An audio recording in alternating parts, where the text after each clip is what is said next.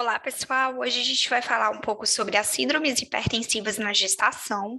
O meu nome é Érica, eu sou médica da Estratégia Saúde da Família e atualmente trabalho no posto de saúde Anastácio Magalhães, aqui em Fortaleza. Essa aula ela foi baseada no protocolo da maternidade escola, Assis Chateaubriand, que foi a maternidade no qual eu fiz meu internato em GO, e aonde no site deles, do governo, tem uma série de protocolos que individualizam as ações que acontecem na obstetrícia da maternidade escola. E como esses protocolos, eles são atualizados periodicamente, a última atualização aqui foi no dia 23 de abril de 2021, então a gente tem uma boa fonte de estudos, tá bom? Então vamos lá. Aqui eu coloquei para vocês uma tabela que resume as formas clínicas das síndromes hipertensivas. A gente tem aí hipertensão arterial crônica, gestacional, pré-eclâmpsia sem e com sinais de gravidade, a pré-eclâmpsia superajuntada e a chamada também síndrome HELP, tá? O que é hipertensão arterial crônica? É quando aquela mulher chega para você e mantém níveis de pressão elevada antes de 20 semanas de gestação, tá?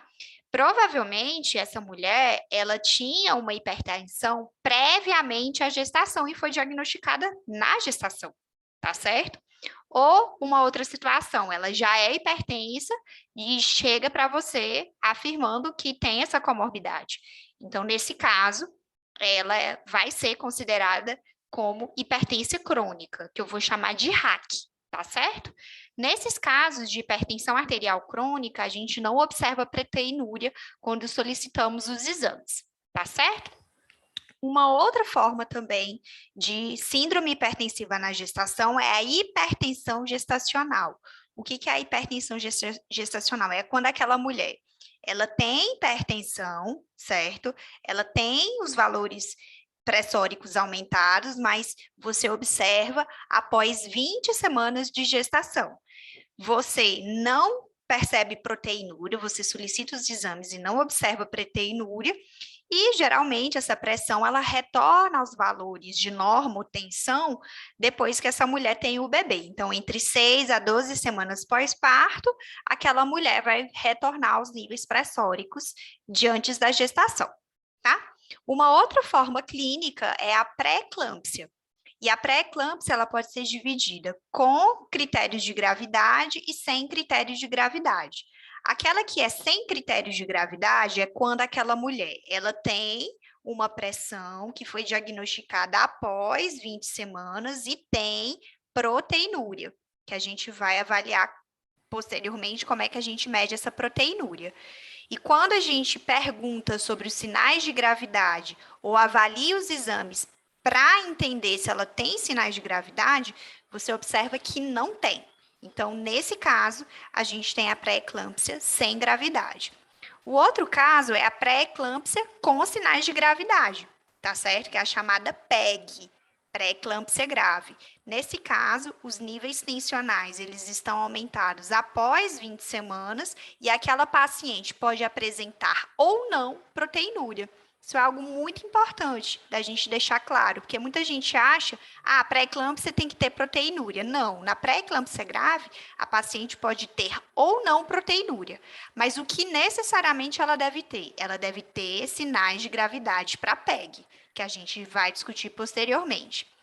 Finalizando, pré-eclâmpsia superajuntada é quando a gente tem pré-eclâmpsia, seja ela com ou sem sinais de gravidade, e essa mulher, na verdade, já era hipertensa crônica. Então, ela desenvolveu pré-eclâmpsia durante a gestação, tá certo? Então, você diagnosticou que ela tem a curva pressórica maior, certo? A curva pressórica dela é alta antes da gestação, então antes de 20 semanas ou previamente à gestação, ela já era hipertensa e evoluiu com proteinúria ou sinais de gravidade durante a gestação, e a gente chama de pré-eclâmpsia superajuntada. E a síndrome HELP é uma forma mais grave de pré-eclâmpsia, tá certo? No qual ela é caracterizada por três coisas: hemólise, elevação de enzimas hepáticas e plaquetopenia.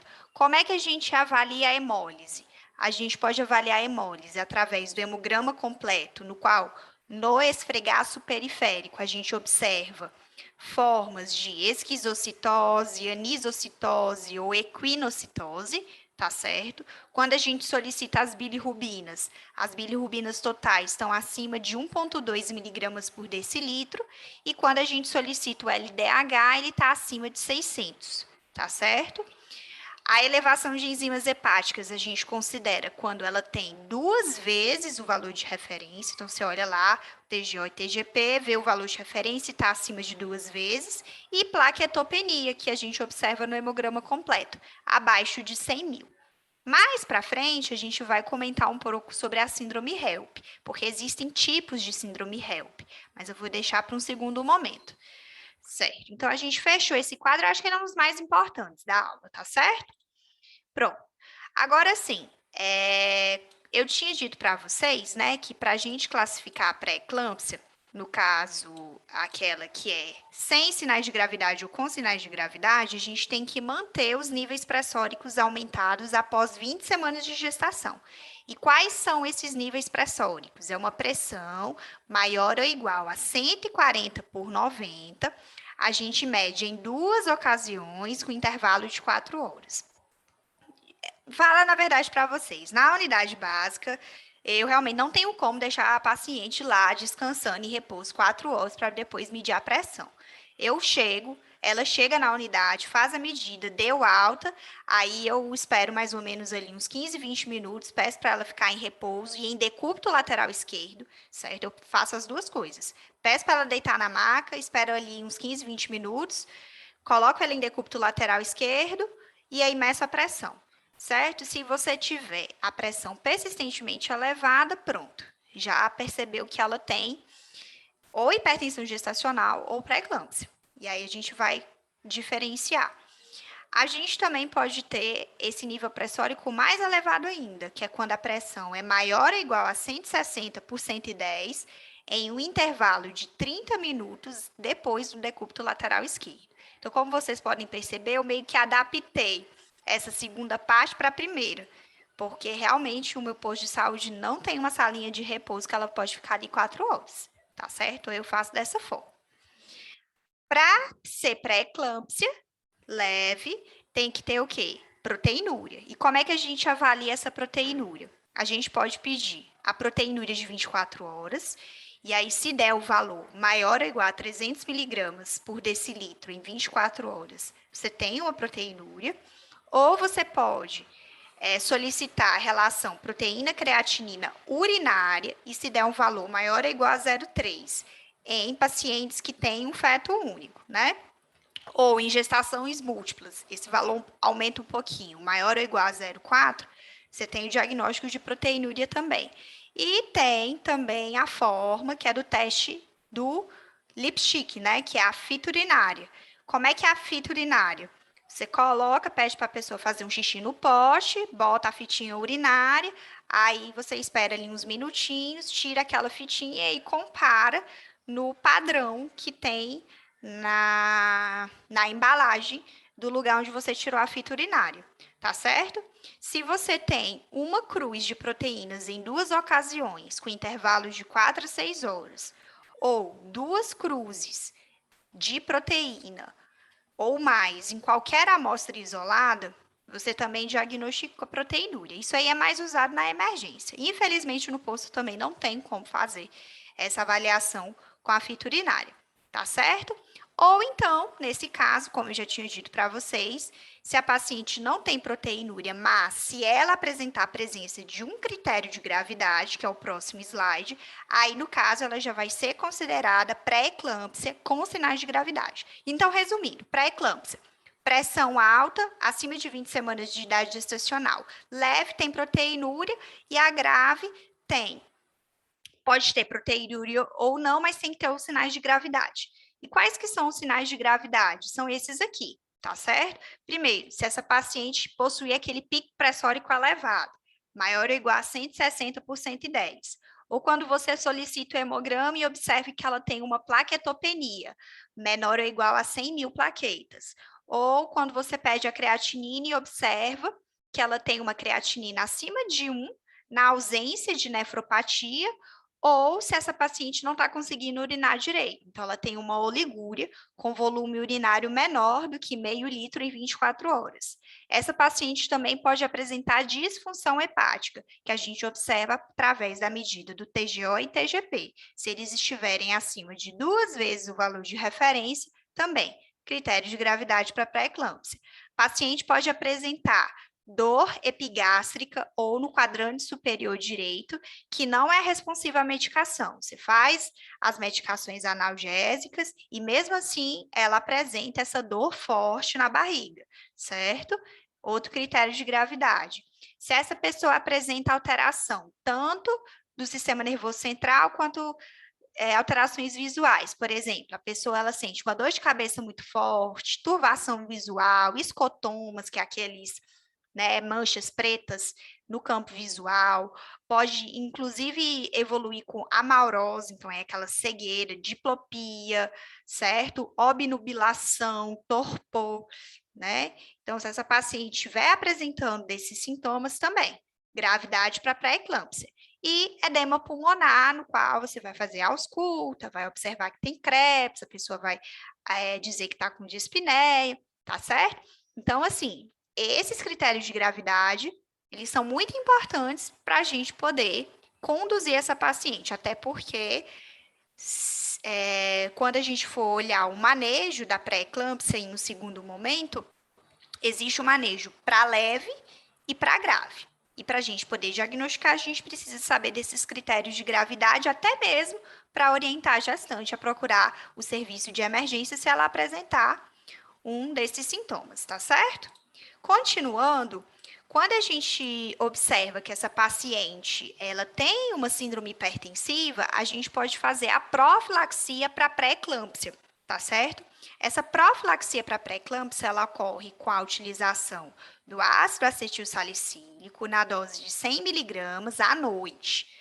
Quando é que a gente tem que iniciar esse AS? Quando essa paciente ela tem 12 semanas, no máximo, até 16 semanas. Então, fiquem muito atentos para fazer a anamnese no primeiro trimestre, para não perder esse gap, tá? E a gente mantém esse AS até 36 semanas. Como é que a gente vai indicar? É da nossa cabeça? Não. Existem alguns critérios, certo? E, atualmente, no novo protocolo da MEAC, existe uma calculadora, que eu vou mostrar nos próximos slides, que a gente pode usar para calcular esse risco dessa paciente apresentar pré-eclâmpsia, tá? Essa calculadora de risco, você vai adicionando as informações que ela pedir e ela vai te dar um valor. Se ela der uma chance de maior ou igual a 1 para 100 dessa paciente apresentar pré-eclâmpsia, então você faz a profilaxia, tá certo? Se você não tiver disponível essa calculadora no momento, você pode fazer a pré-eclâmpsia do método tradicional, que é na presença de um critério maior ou 2 critérios de moderado risco. Aí você faz a profilaxia. Vamos começar primeiro com a calculadora. Então, a calculadora, certo? Ela vai buscar informações a respeito de características tanto maternas quanto do histórico médico e obstétrico dessa paciente. Ela vai solicitar também a pressão, a medida da pressão arterial média e ela também solicita o índice de pulsatilidade médio das artérias uterinas. Então, teoricamente, essa mulher tem que ter feito ultrassonografia Doppler para poder dar esse valor. Aí você coloca todas essas informações dentro dessa calculadora e aí ela vai classificar essa paciente como sendo de baixo risco ou de alto risco. Baixo risco é uma proporção menor que 1 para 100. Se você segue normalmente na rotina pré-natal, não precisa se preocupar. Agora, se ela deu alto risco, numa proporção maior ou igual a 1 para 100, a gente inicia o AS, 100 miligramas noite, de 12 até 36 semanas. Como é que a gente faz? Existe o site, que foi colocado aqui nesse fluxograma, e quando você acessa esse site, traduz para o português, aparece essa telinha, tá certo? Se vocês olharem aqui embaixo, tá escrito, registre as seguintes informações e pressione calcular, tá bem aqui embaixo. Aí lá eles perguntam o tipo de gravidez, algumas informações ultrassonográficas, como comprimento cabeça-nádega, quando é que foi feito o ultrassom, certo? Algumas características maternas, peso, altura, origem racial, se fuma durante a gravidez, se teve pré-eclâmpsia no passado, qual foi o método de concepção, histórico médico dessa paciente para avaliar se ela tem alguma comorbidade, história obstétrica, tá certo? E as medidas ultrassonográficas. Então, ele pede a medida do IP da artéria uterina, o IP médio, que muitos ultrassonografistas já estão fazendo, tá certo? A data onde foi feita essa medida e a pressão arterial média. Aí no final você aperta esse negócio aqui chamado calcular risco e ele fala lá o risco. E aí a gente, a partir daquele valor, faz ou não a introdução do AS. Esse está sendo o método de escolha para o pessoal da maternidade, tá certo? Na época que eu era do internato, ainda não tínhamos contato com essa calculadora. Hoje em dia, pelo que eu entendi, a gente pode usar como método. Mas a gente sabe que na nossa realidade nem sempre a gente vai ter essa medida do IP das artérias uterinas. E aí, como é que eu faço? Aí eu vou para o método tradicional, que particularmente é o que eu uso atualmente, tá certo? Então, quais são os critérios de profilaxia com AS? Então, a gente tem mulheres que têm alto risco, então apenas com um critério você já introduz o AS de cara. Então, se ela tem, já chega com a hipertensão, né, diagnosticada antes de 20 semanas, então ela tem uma RAC, ou ela já teve histórico de doença hipertensiva durante gestação anterior, também começa a AS direto. Diabetes tipo 1 ou 2, lembrem, é diabetes tipo 1 ou 2, não é DMG, hein? É diabetes tipo 1 ou 2, começar o AS. DRC, algumas doenças autoimunes, como lúpus, síndrome do anticorpo antifosfolípide. E se ela tiver gêmeos, tá certo? A gente também usa o AS. Agora não, agora essa gestante, por exemplo, ela tem o que a gente chama de moderado risco. Ou seja, ela precisa de 2 ou mais critérios desses aqui do quadrinho da direita para a gente poder introduzir o AS. Aí como é que a gente faz? Essa pessoa, essa é a primeira gestação dessa menina? Ou ela tem uma idade maior ou igual a 35 anos? O intervalo entre as gestações, do, sei lá, primeiro para o último filho, né? Primeiro para o segundo filho, foi acima de 10 anos. Ou ela é mais gordinho, IMC maior ou igual a 30. Ou ela teve uma história familiar de pré-eclâmpsia, seja ela mãe ou irmã. Ou então, ela teve um óbito fetal ou restrição de crescimento em gestação anterior. Ou então, ela tem um baixo nível socioeconômico. Todos esses fatores, se 2 ou mais, é indicativo da gente começar o AS. Por isso que eu sempre falo, pessoal, quando formos fazer a consulta pré-natal, vamos gastar um tempo, não vamos perder, vamos gastar um tempinho conversando sobre história familiar, sobre a história gineco-obstétrica, para a gente não deixar passar essas informações, tá certo? Esses critérios. Existe também um critério que é a reposição, no caso, a profilaxia com cálcio, e essa reposição com cálcio é feita de 1.000 a 1.500 miligramas dia, e ela só é recomendada se essa paciente apresenta dieta pobre em cálcio, tá certo? O cálcio que a gente tem na unidade é comprimido de 500 miligramas, então, teoricamente, ela pode usar 2 comprimidos após as refeições, tá certo? Existem algumas pessoas que falam, repor vitamina C, vitamina E, dieta restrita em sódio, fazer repouso. Isso daí não tem nenhuma evidência científica hoje que mostre que reduz o risco de pré-eclâmpsia. Então, eles não são usados como profilaxia para pré-eclâmpsia. É apenas o AS e o cálcio, tá certo? Se a mulher tiver essa deficiência de cálcio. Pronto. Então, a gente já fechou a primeira parte e agora eu vou gravar uma segunda aula falando sobre a conduta. O que é que a gente tem que fazer diante de uma paciente que se apresenta no nosso consultório gestante com hipertensão arterial crônica, tá certo? E também pré-eclâmpsia leve e hipertensão gestacional. Então, a gente encerra por aqui essa primeira parte e até logo.